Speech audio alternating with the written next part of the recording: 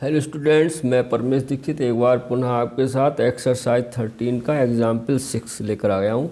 A juice seller was serving his customers using glasses of shown in figure में ये गिलास दिया है। In the inner diameter of the cylindrical glass was 5 centimetre. ठीक है, तो inner diameter of the glass 5 centimetre दिया है, तो रेडियस कितनी हो जाएगी 5/2 सेंटीमीटर, 5/2 सेंटीमीटर।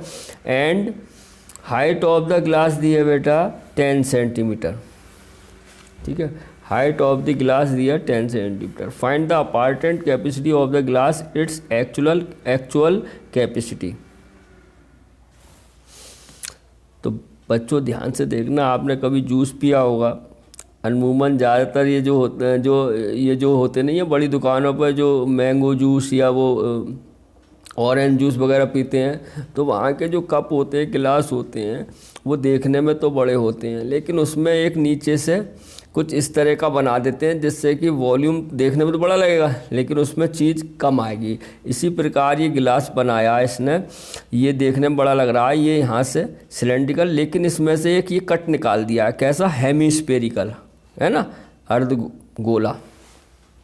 तो इसका मतलब देखने में तो यहाँ तक लग रहा है, लेकिन इसमें जो भी लिक्विड आएगा वो यहाँ तक आएगा। क्लियर है? इसी प्रकार का सवाल है। अब हम इसमें क्या करेंगे, पहले हम वॉल्यूम ऑफ पूरे सिलेंड्रिकल गिलास का निकाल लेंगे, है ना, फिर निकालेंगे हेमीस्फेरिकल पार्ट का। पूरे सिलेंड्रिकल पार्ट में से हेमीस्फेरिकल पार्ट क्या करेंगे, सब्ट्रैक्ट कर देंगे, वही इसका आंसर आ जाएगा। ठीक है, तो ये हम निकालते हैं। So capacity of volume, capacity of volume एक ही बात है, और ग्लास πr² होता है।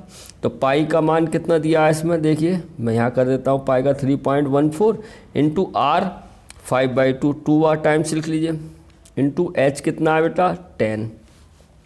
ठीक है, इसको सॉल्व करेंगे। क्लियर है? तो ये हो जाएगा हमारा 2 5 जा 10।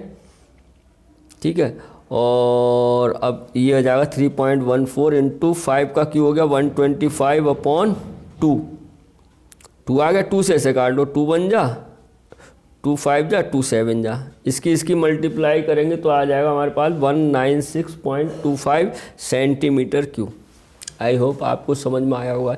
ये हमारा आ गया किसका, पूरे ग्लास का वॉल्यूम। अब इसमें से हम क्या निकालेंगे, हेमीस्फेरिकल पार्ट का वॉल्यूम निकालेंगे। हैं, now volume of hemispherical part कितना आ जाएगा बेटा, हेमीस्फेरिकल का पार्ट 2/3 πr³ है। तो 2/3 पाई का मान कितना है 3.14 है, और r³ कितना हो गया, इसके लिए दोनों सेम है 5/2। कितनी टाइम्स लिखेंगे, 3 टाइम्स लिखेंगे। क्लियर है? तो 5/2 इंटू 5/2 इंटू 5/2। क्लियर है? इसको सॉल्व कर लेंगे आप, तो 2 से तो ये 2 कार्ड कैंसिल करो। ठीक है, 2 से इसे भी कर लो, 2 1 जा, और 0.57 आ गया। ठीक है, अब किसी से कैंसिल नहीं होगा, तो हमारे पास आ गया 1.57 इंटू 5 मिलकर हो गया 125/3 2 जा 6। ठीक है, अब आप इसकी क्या करेंगे, मल्टीप्लाई कर 6 से भाग देंगे तो आ जाएगा लगभग 32.71 सेंटीमीटर क्यूब। क्लियर है? 5.57 की 125 से मल्टीप्लाई करेंगे, तो मैं बता देता हूँ 1.57 की किससे 125 से मल्टीप्लाई करो, 5 7 जा 35 का 5 3 बचा, 5 5 जा 25 28 हो गया, 2 बचा, 5 1 जा 7 आ गया। अब 2 से करो, 2 7 जा 14, 1 बचा, 2 5 जा 10 और 11, और 2 1 जा 2 और 3। क्लियर? फिर आ गया हमारे पास 751, इसको ऐड करो 5 12 और बच्चा 1 8 और 9 और 7 16, 9 और 1, तो हमारे पास आ गया ये बेटा 196.2 के बाद पॉइंट लगेगा 0.25/6। क्लियर है? आप इसका डिवाइड करिए, 6 3 जा 18, बचा कितना 1 बचा, 6 2 जा 12, बचा 4 और 7 जा चला गया, बिल्कुल ये आ गया आपका आंसर नहीं आया, ये आया volume of hemispherical part.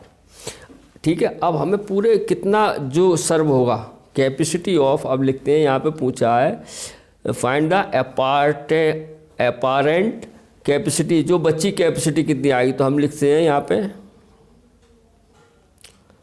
Apparent capacity जो आएगी बच्चों हमारी कितनी आएगी, पूरा सिलेंडर का वॉल्यूम कितना था, यही तो था 196.25, इसमें से 32.71 सब्ट्रैक्ट कर दो, ठीक है। तो हमारे पास आ जाएगा यहाँ पर 4 आएगा, यहाँ पर 12 में 7 के 5 आएगा, और यहाँ आ जाएगा बेटा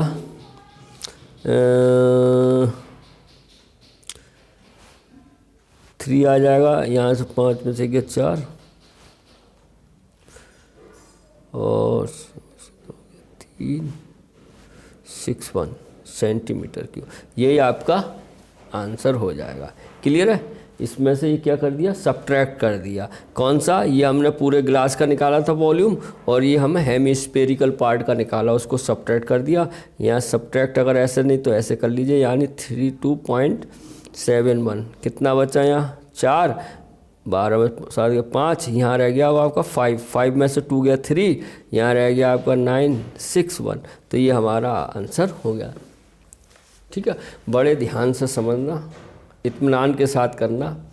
मॉडिफिकेशन है इसमें, बस क्वेश्चन समझ में आ जाए। क्वेश्चन बहुत इजी है, इम्पोर्टेंट है। ठीक है। हमने क्या किया, गिलास सिलेंड्रिकल है, इसका वॉल्यूम निकाला, हेमिस्फेरिकल पार्ट का वॉल्यूम निकाला, और इसमें से ये सब्ट्रैक्ट कर दिया, तो फिर पता चल गया ना एक्चुअल कैपेसिटी कितनी है इसकी।